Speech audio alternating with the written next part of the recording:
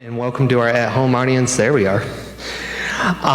Today, I just want to also thank you because the Number of Lent series has now wrapped up, and I'm so thankful for all the support we got. And because of that, you guys have given me the ability to start a new series. So as us during worship continues through the post-Easter stories, I start a 2-week series called Shock Value, where we're going to look at the shock value of the disciples and learning that, hey, Jesus has been resurrected. So today we're going to look at Thomas, doubting Thomas. Now, shock value is defined one way, but I had to define it in a little bit of a different manner for it to work for us. It's okay, don't worry. So shock value, how we're defining it, is the surprised reaction from people that see what seems unexpected. And as I mentioned, today we're going to focus on doubting Thomas.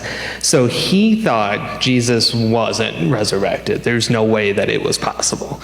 He didn't believe the disciples telling him, it's like, hey, we saw this in person with our own eyes even. And Thomas doubts. I guess that's how you can figure he got his name. John 20:25, Thomas says, I will have to see the nail holes in his hands, put my fingers where the nails were, and put my hands into his side. Only then will I believe. Now this shocked me initially because Thomas knew of Jesus' resurrection power. We have to travel back in time a little bit to John chapter 11, where the death of Lazarus happens.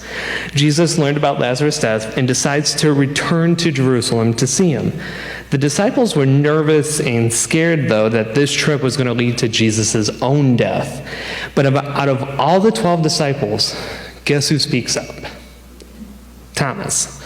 Thomas says this in John 11:16, and it's the last half of the verse. Let us also go that we may die with him.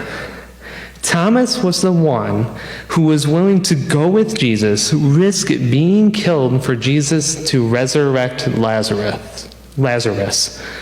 But yet 9 chapters later, Thomas doesn't believe that Jesus himself could be resurrected. Now granted, the disciples had seen Jesus before they told Thomas, so they had the proof they needed. But Thomas wanted to see Jesus himself. Why Thomas wasn't at the upper room, who knows? But one would think that he would believe the guys that he spent most of his life with, going along with Jesus, with the different miracles that he produced. You would think there's some credibility in what the disciples would say. No. Thomas had to see it for himself. Thomas was around when Jesus was going to resurrect Lazarus, but didn't believe Jesus himself could be resurrected. Now that doesn't seem right, and that's where the doubt comes in. Sometimes for us, we have to experience it for ourselves. Jesus has these powers to do crazy, wonderful, miraculous things in our lives. Yet when we see these types of things happen to others, we have a hard time believing it was Jesus. We want the proof that it was Jesus who did it. But when it happens to us, though, it's shocking. We see it happen to others and have a hard time believing it. But we see it for ourselves. It's now this new shock value that Jesus actually was the one who did it. Thomas was in shock when he appeared before the disciples just a week later and gave Thomas the proof that he wanted.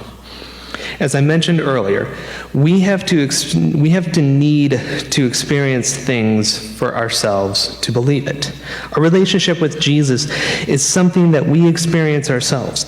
No one can share the experience that you have with Jesus.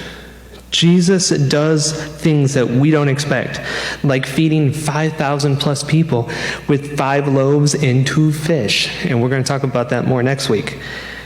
Or I'm going to talk about that more next week, I should say. Things that seem improbable and shocking to you and me doesn't seem that shocking to Jesus. Jesus doesn't work on how we believe he should work.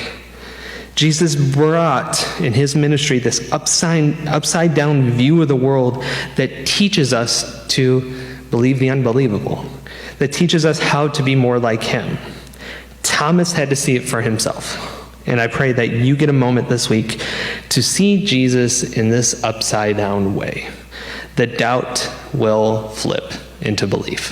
Thank you.